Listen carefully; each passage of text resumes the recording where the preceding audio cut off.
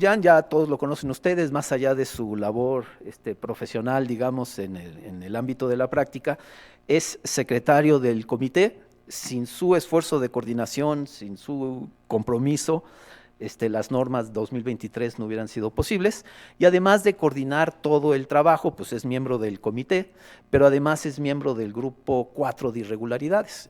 Más adelante también el maestro Raúl nos va a hablar de irregularidades, pero ahorita nos va a hablar del capítulo 2, de los cambios más importantes al capítulo 2. Entonces, les dejo al maestro Raúl. Gracias. Nada más para comentar con el doctor Hernández Basilio, la respuesta está en los nuevos requisitos para la constancia en seguridad estructural. Si quiere, después en el descanso lo comentamos.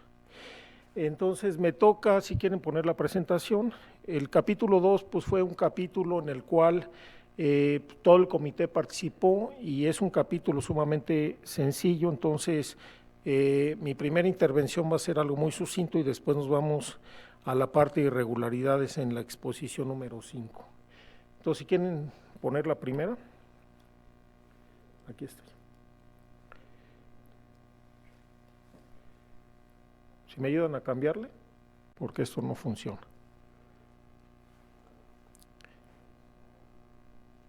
La siguiente, por favor. Ok. Entonces, es tipos de análisis y efectos específicos a considerar. La realidad es que tiene muy pocos cambios, es básicamente lo mismo. Por ejemplo, en tipo de análisis se reconocen 3 tipos de análisis: el método estático, el método dinámico modal espectral y el paso a paso no lineal. Entonces, acuérdense que se dan las especificaciones o los lineamientos para el modal espectral. Quisiera aquí hacer un paréntesis que hay que tener en cuenta con el modal espectral. Por ejemplo, uno de los problemas es que no da signos, ¿de acuerdo? O sea, si es de primer modo, si el modo fundamental tiene una respuesta importante, participa de manera importante en la respuesta, entonces podría considerar ciertos signos, pero cuando yo revise columnas no todo sale, digamos, positivo. Entonces eso ténganlo en cuenta, esto es un paréntesis. Eso está en el capítulo 7.2, aquí se habla de manera general. Luego está el método estático, que pues es para estructuras regulares de altura no mayor a 30 metros, estructuras irregulares de no más de 20 metros, y para edificios ubicados en la zona A, los límites anteriores se pueden ampliar. Me parece que es poco utilizado. Y está la verificación con un análisis dinámico paso a paso. Ahí está la palabra verificación, o sea, no se puede utilizar el análisis dinámico paso a paso para hacer un diseño. Ha sido una discusión dentro del comité y consideramos que se pueden generar muchas incertidumbres, o no hay el conocimiento suficiente, o la práctica no tiene, digamos, la experiencia suficiente para entrar en un diseño a través de un análisis dinámico paso a paso. En mi opinión, muy personal, me parece que está correcto el considerarlo como un análisis de verificación para ciertos casos. Por ejemplo, para estructuras altas, ahí dice que cuando es nada más en la zona B y C, cuando es regular, arriba de 120 metros, cuando es irregular, arriba de 100 metros, y cuando es fuertemente irregular, arriba de 80 metros. ¿Por qué es esto? Porque acuérdense que hay segundos y terceros modos, o modos arriba del primer modo, en el cual pueden participar significativamente en la respuesta, que no pueden ser capturados por el modal espectral, o puede haber aceleraciones de piso importantes que movidos por el segundo o tercer modo, y que hay que considerarlos de alguna manera. Un edificio alto como el que presentó Amador Terán puede tener un comportamiento adecuado con el modal espectral, pero las aceleraciones, por ejemplo, en el piso 20 o en el piso 25, pueden ser exageradas y dar una sensación totalmente de inseguridad, que hay que corregir esa parte de aceleraciones excesivas, cosa que el modal espectral no captura. Esto está puesto ahí en el comentario que les pongo en rojo. Entonces ahí está lo que les acabo de comentar. También se especifica que el paso a paso no lineal es para estructuras con periodo fundamental de vibrar mayor a 5 segundos, aquellos edificios muy altos que ya estén en la rama descendente, estructuras fuertemente irregular por torsión o por elevación, como lo vamos a ver. Cuando tengan una irregularidad excesiva, se está pidiendo, la norma pide que se revise el diseño con un análisis paso a paso no lineal, respetando las reducciones de distorsión. Vamos a ver en el capítulo 5 que ahora se hace énfasis, las irregularidades no amplifican las fuerzas, sino que reducen las distorsiones permitidas. Creo que eso era algo que estaba pendiente y creo que es una aportación a la nueva versión de las normas. También estructuras diseñadas con metodologías basadas en el control de desplazamientos, que se va a explicar más adelante, y aquellas estructuras diseñadas con dispositivos de control que el doctor Guerrero nos va a comentar. La irregularidad estructural es algo que se discutió muchísimo en el comité. Creo que el subcomité 5 hizo una aportación buena, con los doctores Miranda, Reynoso, el ingeniero Vázquez Vera. Creo que se estuvo estudiando de manera detallada las irregularidades. Entonces, con fines de diseño y para los niveles de desempeño de ocupación inmediata y seguridad de vida, se penalizan las acciones de diseño y las distorsiones límites de estructuras irregulares de acuerdo como se indica en el capítulo 5. Y aquí se define lo que es una estructura regular, irregular y fuertemente irregular, de acuerdo con los casos que están marcados en el capítulo 5, y digamos la mayoría de los casos va por una reducción de rigideces, salvo 2 casos que se sigue penalizando con el incremento de fuerzas, que es aquellos edificios con columnas con alturas de mayor altura, sin restricciones de traves, y para aquellos que tienen, digamos, discontinuidad de muros o discontinuidad en las columnas. Entonces ahí sí se penaliza por incremento de las acciones sísmicas. Entonces, como les había comentado, el capítulo 5 viene especificado en una redacción que después nos preocupamos por hacerlo mucho más claro. Fue una preocupación de la elaboración de la norma, que en cada uno de los casos es necesario establecer, digamos, se da toda la especificación de las 13 condiciones que teníamos, ahora se pasa a 9 condiciones. Vimos que algunas no eran importantes, como la de esbeltez, que lo puede capturar el análisis dimensional.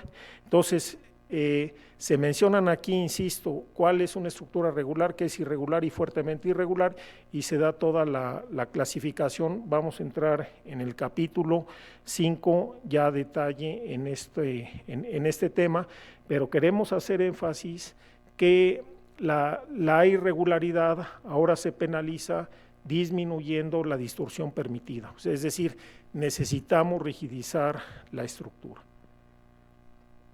Y también, como les comentaba, cuando hay estructuras con columnas de varias alturas, que fue una preocupación del comité, en particular de su coordinador Amador Terán, ya hay una especificación para este tipo de columnas, ¿no? Que fue algo que le tuvimos que pensar, pero para poder definir alguna especificación. En cuanto a los efectos específicos a considerar, pues está la cuestión de la torsión, excentricidad torsional, la torsión accidental, y se dice que si tiene un diafragma rígido se puede considerar como un momento torsionante. Entonces, esto no ha cambiado. Acuérdense que antes teníamos el punto 10 de la altura y una propuesta en el comité anterior que varía de punto 0,5 a punto 1 en función de la altura con la ecuación que está ahí. Luego, los efectos de segundo orden también hay que considerarlos. La mayoría de los programas ya consideran el efecto P delta mayúscula, y la famosa fórmula del punto 0,8 que está puesta ahí significa que los efectos de segundo orden no sobrepasan a los de primer orden en más del 10%, pero una forma de tomarlos en cuenta es directamente en el programa de cómputo, la mayoría ya los toma en cuenta, y si no, pues la norma, por ejemplo, de acero toma en cuenta estos efectos P delta mayúscula con el factor B2 de la norma de acero, que cuando se presente la norma de acero se va a comentar de manera detallada esto, pero es lo que se especifica, eso viene desde hace muchas versiones de la norma. Los efectos bidireccionales ya lo comentó el doctor Amador, que se tiene que considerar 100 y 30% en las direcciones más desfavorables, y ya nos explicaron que cuál es la dirección más desfavorable. Es la que participa más que en el primer modo, y la perpendicular.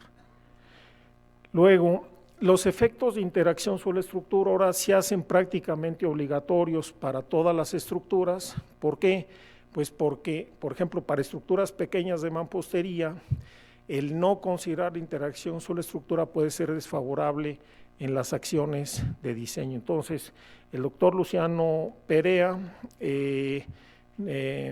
Fernández, nos va a comentar cuándo es, todos los casos, más bien los casos en los que se permite no considerar los efectos de interacción suelo-estructura, que era algo que también estaba pendiente. Básicamente son estructuras pequeñitas, y insisto que hay muchísimos casos en los cuales hay que tomar en cuenta la interacción suelo-estructura, y pongo el ejemplo de una construcción de mampostería de 4, 5, 6 niveles, desplantado sobre un cajón, donde la interacción puede ser importante en la respuesta sísmica. Y también también hay que considerar el efecto de interacción suelo-estructura cuando se hace un análisis paso a paso no lineal. Bueno, otro de los temas que cambió de manera importante, y fue una aportación de la doctora Sonia Ruiz con su alumno Dembo Jorques, que es el comportamiento asimétrico en elevación, también con la colaboración de Amador Terán. Entonces, simplemente esto viene de una tesis doctoral, creo que es una aportación bastante interesante de manera simplificada. Entonces, debe tomar en cuenta cuando los cortantes basales resistentes sean significativamente diferentes en las dos direcciones de análisis, y ahí está puesto en la figurita en azul y rojo, cuando son, digamos, ahorita vemos lo que es significativamente diferentes, ¿no? Entonces creo que queda claro ahí con el ejemplo del Dorito, que la excitación, digamos, en X y Y son diferentes, entonces son efectos que hay que tomar en cuenta. También, por ejemplo, cuando tenemos, digamos, fachadas inclinadas como este caso, o hay desplomos en las construcciones, ¿no? Entonces, muchos de los casos, ahora la norma pide que se tome en cuenta el efecto de la simetría. También, está el factor FA, que es un factor en el cual se va a reducir las resistencias de diseño.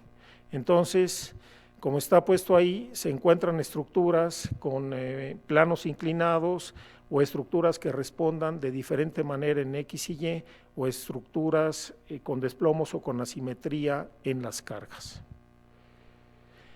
Entonces, ahí están los factores FA en función del periodo, si el periodo del suelo es mayor a 1 segundo o es menor a 1 segundo, y en esta tabla, pues ahí está el factor alfa con los cortantes resistentes en la dirección, digamos, de izquierda a derecha o de derecha a izquierda, F y D, y ahí están las diferentes variables. Creo que es una solución sencilla, elegante, y que funciona bien, y viene de los estudios en el Instituto de Ingeniería.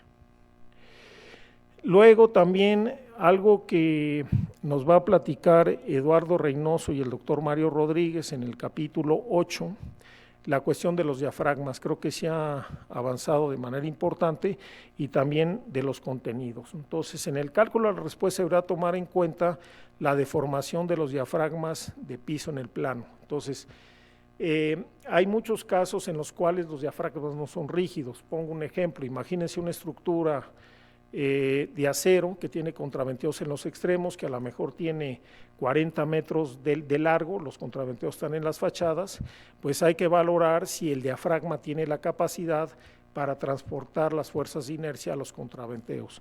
Nos hemos topado que en muchos de los casos no es así, o cuando hay entrantes y salientes puede ser que el diafragma no sea lo suficientemente competente para trasladar las fuerzas de inercia a los elementos sismo resistentes.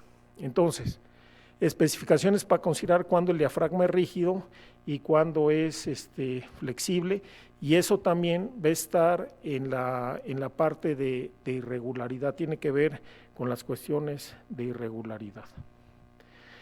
Y otra de las cuestiones que desde la versión pasada tuvo inquietud del comité, que es las cargas sísmicas durante la construcción. Puede ser, digamos, y esto tiene que ver en estructuras altas, donde la construcción puede durar 2 o 3 años y puede, puede ocurrir un sismo. Si la estructura tiene, digamos, 50 niveles, puede ser que sea más crítica cuando tenga 30 o tenga 25 niveles. Entonces, pues, simplemente porque va a estar el periodo de la estructura cercano al periodo del suelo. Entonces, necesitamos verificar a lo largo del tiempo la estructura con los niveles que vaya a tener, y se especifica, esto es lo que se aportó en el comité, que en el caso que durante que la construcción de una estructura o una parte de ella quede en condiciones más desfavorables que las que pueda presentarse durante su vida útil, y se hace con la revisión del espectro de diseño correspondiente a intensidad sísmica frecuente con los factores de Q y R correspondientes a las etapas de construcción. Eso es lo que se ha determinado. Creo que el comité requiere pues seguir avanzando en este aspecto, pero no olvidemos que para estructuras grandes que van a tener diferentes, digamos, un tiempo largo, es necesario verificar la etapa constructiva, que puede ser mucho más crítica que la etapa de operación. Y básicamente eso es lo del capítulo 2, no hubo un comité per se para este capítulo, simplemente pues fueron aportaciones de todos los miembros, y me pidió Amador Terán que hiciera esta presentación resumida, ¿no? Entonces no sé si tengan alguna pregunta, espero que no. Adelante, doctor.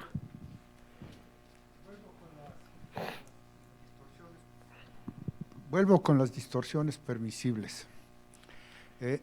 Como mostraste aquí, dice que el diseño, se da la palabra diseño.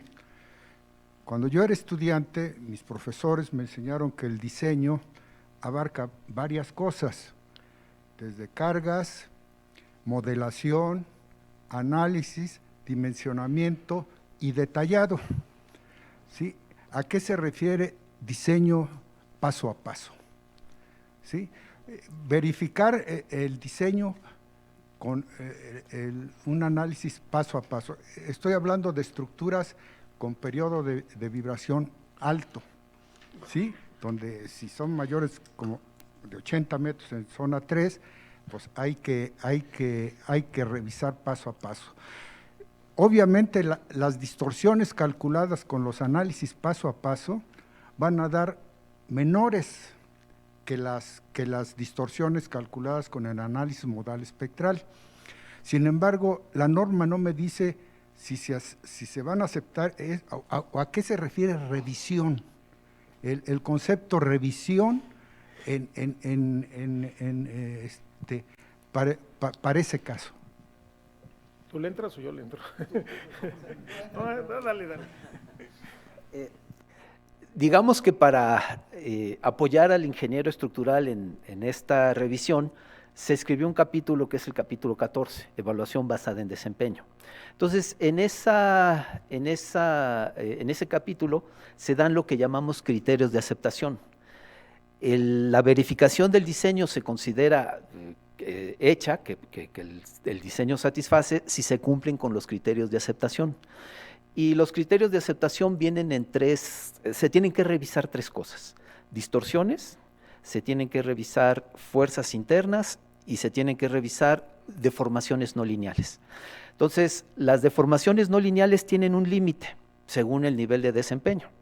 Y el capítulo 14 es muy claro que ese límite viene especificado en las normas del material del que se trate. Si estoy analizando una estructura de concreto, ¿qué tanto pueden rotar, digamos, las articulaciones plásticas? Y para que la estructura se mantenga en ocupación inmediata, lo dice la norma de concreto.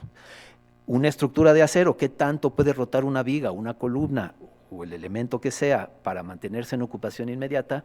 Lo dice la norma de acero y también vienen criterios para seguridad de vida. Entonces, eso es lo primero que hay que revisar, ingeniero, que las deformaciones no lineales no rebasen ciertos límites a partir del cual ya se considera que ya no se satisface el nivel de desempeño.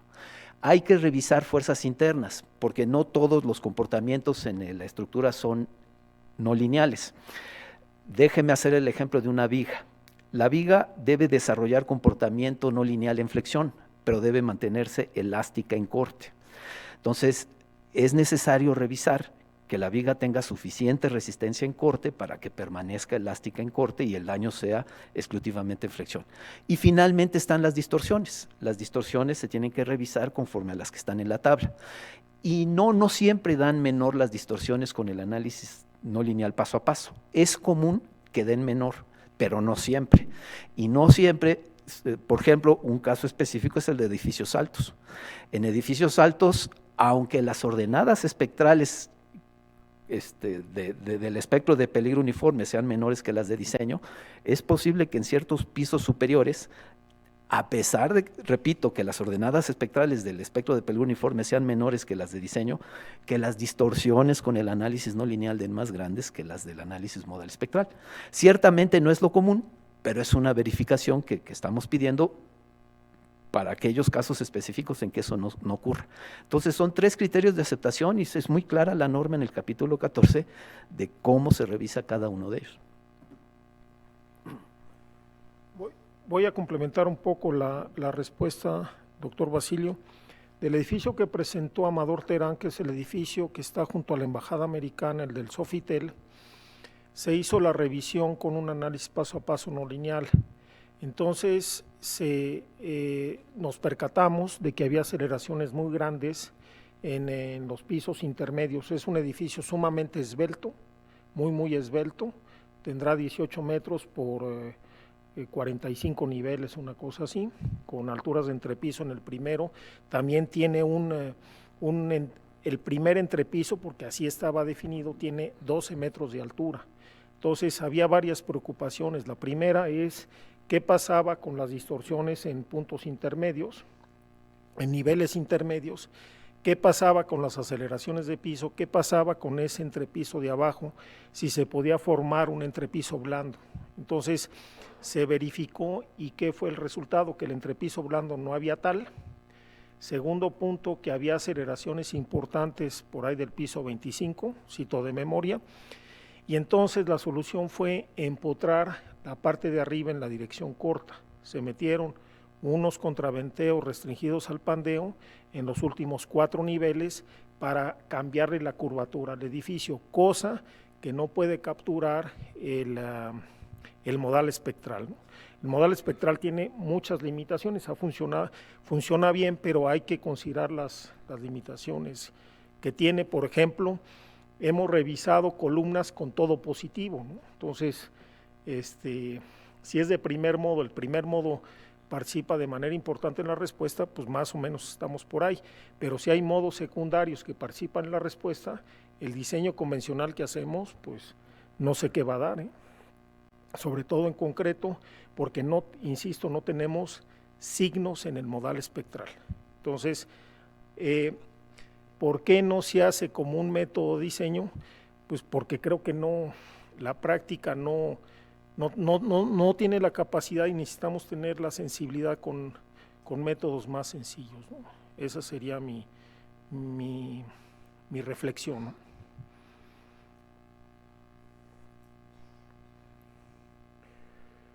No sé si... otra pregunta.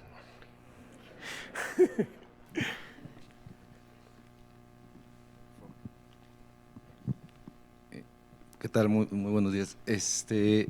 Mi pregunta es la siguiente. ¿qué ha pasado con la componente vertical? De alguna forma, en el manual de CFE, inclusive pide que se grafique un espectro para la componente vertical sísmica. Yo en estas normas, mi pregunta es, ¿no ha habido evidencia de que en la Ciudad de México esta componente sea considerada de forma importante y la manera en la que se asocia esta componente o que se combina esta componente con las dos componentes ortogonales? Esa sería una primera pregunta, y la siguiente sería si ahora que estamos definiendo los diferentes niveles de desempeño, esto tiene una correlación con las normas en los diferentes materiales con respecto a la degradación de la rigidez. Pongo un ejemplo, hablando específicamente del concreto, donde se piden unos factores de agrietamiento del 50% en vigas, muros, que entendería yo que este agrietamiento está asociado a que si ya estamos manejando niveles de desempeño, ¿a qué nivel estaríamos refiriendo estos niveles de agrietamiento y si estos tendrían que estar correlacionados para justamente la revisión de las distorsiones en cada etapa? ¿O se manejarán los mismos niveles de agrietamiento, los mismos factores de agrietamiento para todos los niveles de desempeño que se tengan? Esa sería mi pregunta. Bueno, en cuanto a la componente vertical, pues acá también está el doctor Dani que nos puede apoyar. Pasa lo mismo que con los sismos estos locales. Existe la componente vertical, a veces tiene un valor importante, pero no hemos visto que rija el diseño del sistema estructural. O sea, no, ahí está, pero no regiría el diseño del sistema estructural. Y además se da una cosa muy, muy interesante. Usted tiene componentes laterales de movimiento y componentes verticales. No hay un solo movimiento que maximice ambas componentes. ¿A qué me refiero? Si usted está en un sismo de subducción, su edificio se va a mover mucho lateralmente, pero la componente vertical es muy pequeñita. En otro tipo de sismos, puede ser un sismo local, la componente vertical es muy intensa, pero el movimiento lateral no es mucho menor. Entonces, hemos visto que de las condiciones de diseño que surgirían de todos esos casos, la componente vertical, por lo pronto, no nos preocupa que vaya a haber un desempeño deficiente en Ciudad de México en un edificio bien diseñado conforme a la norma. Ahora, si tiene usted un volado muy arriesgado, si tiene una estructura inclinada, etcétera, quizás ahí sí debería tomarse en cuenta la componente vertical, pero para un diseño convencional no nos preocupa porque los acelerogramas que han tenido componente vertical muy elevada, su componente horizontal ha sido tan pequeñita que no ha representado un problema para el comportamiento de los edificios. Eso en cuanto a la primera. En cuanto a lo segundo, sí creo que vamos a necesitar integrar un poquito mejor las recomendaciones de las normas de sismo y, por ejemplo, las normas de concreto. Hay toda una discusión a nivel internacional de qué niveles de agrietamiento debe usted considerar para revisar diferentes niveles de desempeño. Esa es una discusión que no está resuelta. En algunos cuerpos normativos, usted considera el mismo nivel de agrietamiento para revisar los diferentes niveles de desempeño, pero hay otros cuerpos normativos que establecen diferentes niveles de agrietamiento para revisar diferentes niveles de desempeño. Como está la norma hoy en día o el reglamento en Ciudad de México, es el mismo nivel de agrietamiento independiente del nivel de desempeño que usted esté revisando. Presumiendo con eso que aún para el nivel de desempeño de ocupación inmediata, se acuerda que nuestro nivel de desempeño de ocupación inmediata deja que el sistema estructural se deforme hasta el límite de su comportamiento elástico. Para ese nivel de deformación, el sistema estructural ya estaría totalmente agrietado. Entonces, como está la norma, es mismo nivel de agrietamiento independiente del nivel de desempeño que busque. Hay toda una discusión y a lo mejor tendríamos que refinar algo, pero esa es la consideración que actualmente se ha hecho. ¿Cómo vamos con el tiempo? Bueno, gracias. Pues le agradecemos mucho al maestro Raúl Jan. Y le damos la bienvenida pues al doctor Dani Arroyo. Él es profesor de la Universidad Autónoma Metropolitana, pero es miembro del subcomité 2, encargado de establecer los espectros de diseño para las diferentes intensidades sísmicas y pues encargados de